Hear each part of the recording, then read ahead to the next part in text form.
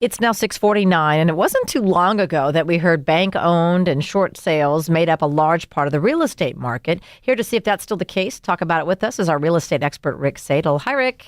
Good morning, guys. All right, so now that the housing market's turned around, basically, that's what we keep hearing. What's happened to short sales?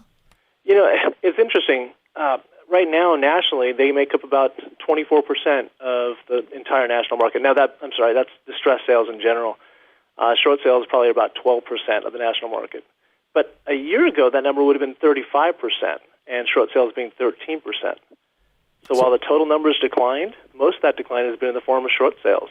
So did a lot of those short sales from a year ago, obviously they sold then, right? Well, I mean, here's the thing about short sales. Short doesn't refer to time. Some of those short sales can take 6 months. So when they've been on the market that long, they could still be on the market.